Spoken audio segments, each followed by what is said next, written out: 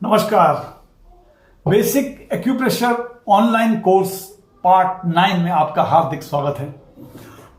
इस एपिसोड में हम आपको small intestine, large intestine, appendix और यूरिनरी ब्लैडर के बारे में बताएंगे। पहले जान ले ये हैं कैसे और कैसे लगते हैं और कहां कहां पर स्थित है। सबसे पहले ये जानिए, छोटी आंत जो है ये बीच में गुत्थम गुत्था हो रही है, ये है छोटी आंत। छोटी आंत जिसको स्मॉल इंटेस्टाइन भी कहा जाता है। इसके बाहर ये बाहर लार्ज इंटेस्टाइन है जो इसके चारों तरफ है, और ये शुरुआत होती है अपेंडिक्स से। यहाँ एक छोटा सा भाग है, ये अपेंडिक्स है, और ये लास्ट में ख़त्म होती है जाके रेक्टम में। रेक्टम से पहले यहाँ पर यूरिनरी ब्लैडर आता है, जो इसमें दिखाया नहीं गया है। यूरिनरी ब्लैडर आता है, फिर रेक्टम आता है, फिर एनस आता है। देखिए, छोटी आंत आमतौर पे नाभि के आसपास होती है, और ये एक तरह से कॉइल टाइप की होती है, गुच्छे में गुच्छा जैसे बनी होती है। और ये लार्ज इंटेस्टाइन बड़ी आंत के अंदर की तरफ होती है। इसका मेन काम ये होता है, ये एब्जॉर्ब को जितने भी न्यूट्रिश हमारा जो शरीर में से भोजन आया उसमें जितने न्यूट्रिशियस पदार्थ हैं वो सारे इसमें से भोजन में से निकाल देती है और वापस शरीर में भेजती है। इसका काम ये है कि डाइजेस्टिव फूड जितना भी है जो आया था उसमें से ये न्यूट्रिशन में जितने जूसेस वगैरह होते हैं वो सारे जूसेस भी निकाल देती है, और बाकी कचरे को अलग करके ये वापस बड़ी आंत की तरफ भेज देती है। तो समस्या क्या क्या होती है? समस्या ये होती है, इसकी प्रॉब्लम्स ये है कि डायरिया हो जाता है अक्सर, क्योंकि ये नाभि के आसपास है, इसलिए नाभि की गड़बड़ होने से या नाभि हिलने से या नाभि खिसक जाने से भी कई समस्याएं होती हैं। नाभि 8 डायरेक्शन में खिसक सकती हैं, और कई बार नाभि के खिसकने से ज्यादा मल आने निकलेगा, यानी आपको डायरिया हो जाएगा।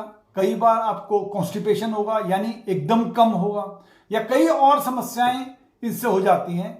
तो इसमें छोटी आंत की प्रॉब्लम होने पर इसमें डायरिया हो सकता है, ब्लड सर्कुलेशन में भी समस्या आ सकती है, कई बार फेशियल पैरालिसिस हो जाता है, और कई बार गर्दन से यहाँ से और हाथों की तरफ यह पेन आने लगता है, बहुत ज्यादा आने लगता है। कान में समस्या हो जाती है, पेट, कंधे में, हाथ में की प्रॉब्लम होती है। इससे कॉन्स्टिपेशन भी होता है। कई बार सडन आप देखेंगे कि अचानक आपको डायबिटीज हो गया है, वो भी इस वजह से हो जाता है। मोशन कम होते हैं कई बार, या बहुत ज्यादा होते हैं। नाभि हमेशा बीचों बीच, हाथ के बीचों बीच स्थित है, इधर बीचों बीच स्थित है नाभि।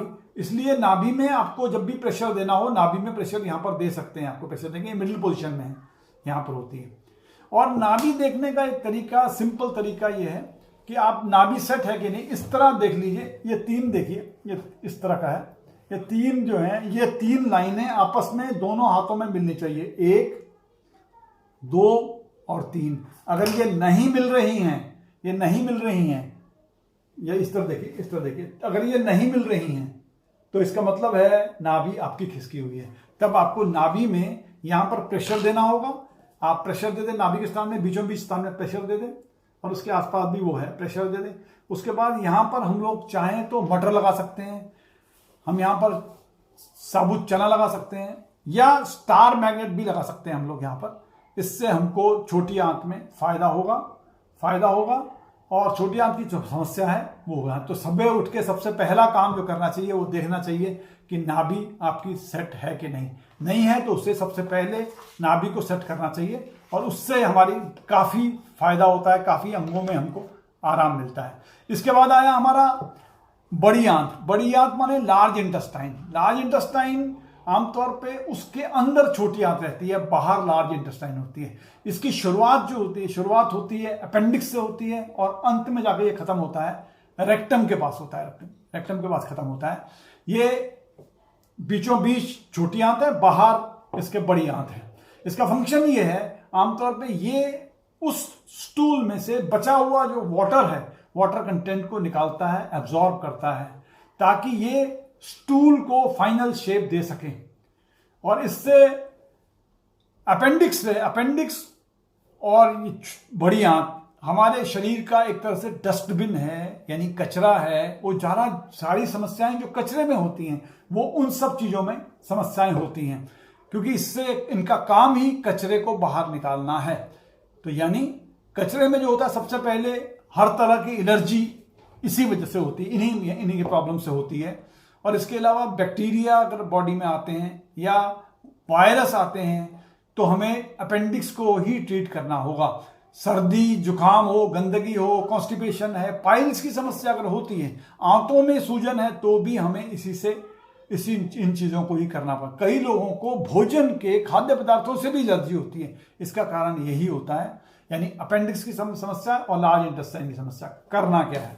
करना लार्ज इंटेस्टाइन, चूंकि आपको मैंने बता दिया पहले, इस तरह यहां से शुरू होगा, यह अपेंडिक्स यहां पर है, यहां पर अपेंडिक्स है, यहां से शुरू होगी लार्ज इंटेस्टाइन, यहां गई, ऊपर गई, फिर यहां से इधर गई, फिर यहां से नीचे आई और नीचे जाके ये इधर निकलेगी बाहर, इधर बाहर निकलेगी। तो हमें क्या करना है?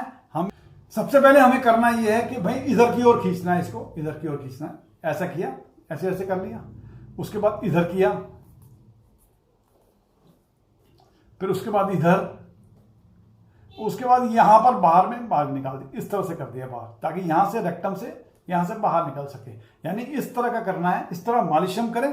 मालिश हम इससे भी कर सकते हैं, ऐसे ऐसे भी कर सकते हैं, ऐसे किया, ऐसे किया, ऐसे किया और बाद में ऐसे कर लिया, इससे भी कर सकते हैं, इससे फायदा होगा। नहीं तो हम किसी भी चीज से, पेंसिल से कर सकते हैं, ऐसे ऐसे करके कर सकते हैं,